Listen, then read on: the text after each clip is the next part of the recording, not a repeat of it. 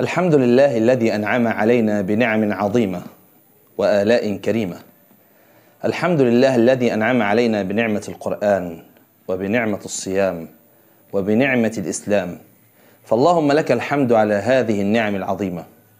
ونصلي ونسلم ونبارك على إمام الخلق أجمعين محمد بن عبد الله صلى الله عليه وسلم. أحبتي في الله، أحييكم بتحية الإسلام، سلام الله تعالى عليكم ورحمته وبركاته. أهلا ومرحبا بكم في حلقة جديدة مع برنامجكم أهل القرآن الكريم. في حلقة اليوم معنا ضيف عزيز كريم نحسبه على خير.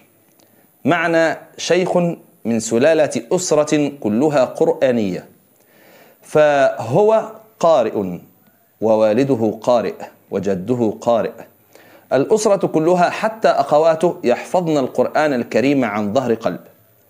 هذا الرجل الطيب نحسبه على خير، إذا سمعت صوته تشعر كأنه مزمار من مزامير آل داود، فهو أزهري يحفظ القرآن الكريم منذ نعومة أصفاره، كما أنه كان يقرأ القرآن الكريم في بعض الجلسات العظيمة منذ أن كان في 6 من عمره أو منذ أن كان في 7 من عمره. فلنرحب معا بأخونا الضيف الشيخ عبد السلام منتصر، جزاه الله عنا كل خير. السلام عليكم ورحمة الله وبركاته. وعليكم السلام ورحمة الله وبركاته. أهلا بك أخي الكريم، أسرة البرنامج الكرام. بسم الله والحمد لله والصلاة والسلام على رسول الله صلى الله عليه وسلم. أخوكم في الله عبد السلام منتصر عبد الفتاح. تخرجت في جامعة الأزهر، كلية أصول الدين، ما شاء الله. جامعة الأزهر. أسأل الله أن نكون من العاملين المخلصين لهذا الكتاب. اللهم آمين. لقد من الله علي بحفظ القرآن منذ حداثة سني، وقد حفظته على أبي وعمي فضيلة الشيخ عبد المنعم رحمة الله عليه، رحمة الله. ومن بعده أكملت مع أخي الكريم الشيخ عادل عبد المنعم، بارك الله لنا فيه، وساعد في ذلك أخي الفاضل عبد الفتاح والأسرة الكريمة. نود أن تمتعنا ببعض الآيات من كتاب الله عز وجل حتى نأخذ منك الأجر والبركة، فلتتفضل سيدنا. أعوذ بالله من الشيطان الرجيم. بسم الله الرحمن الرحيم. إن يوم الفصل كان ميقاتا، يوم ينفخ في الصور فتأتون أفواجا، وفتحت السماء فكانت أبوابا، وسيرت الجبال فكانت سرابا. إن جهنم كانت مرصادا، للطاغين مآبا، لابثين فيها أحقابا، لا يذوقون فيها بردا ولا شرابا إلا حميما وغساقا، جزاء وفاقا.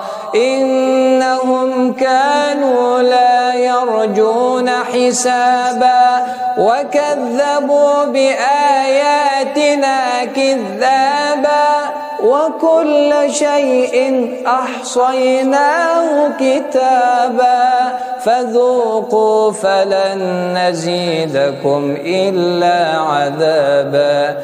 إن للمتقين مفازا، حدائق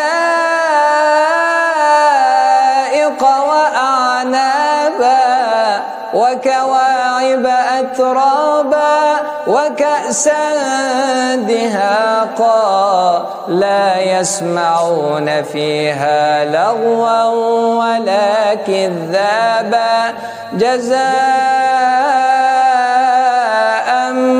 من ربك عطاء حسابا. رب السماوات والأرض وما بينهما الرحمن لا يملكون منه خطابا يوم يقوم الروح والملائكة صفا لا يتكلمون إلا من أذن له الرحمن وقال صوابا ذلك اليوم الحق فمن شاء اتخذ إلى ربه مآبا إنا أنذرناكم عذابا قريبا يوم ينظر المرء ما قدمت يداه ويقول الكافر يا ليتني كنت ترابا. الله أكبر الله أكبر الله أكبر. سبحانك اللهم وبحمدك نستغفرك ربنا ونتوب إليك. اللهم اجعلنا من المتقين واجعلنا من أهل الجنان أجمعين.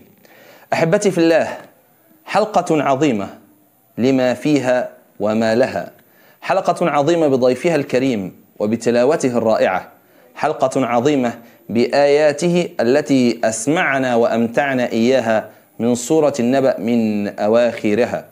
نسأل الله العظيم رب العرش الكريم أن يبارك له في صحته وفي عافيته، كما نسأل الله العظيم رب العرش الكريم أن يبارك فيكم ويمتعكم بالصحة والعافية، وفي حلقة جديدة مع ضيف جديد وبرنامجكم أهل القرآن الكريم.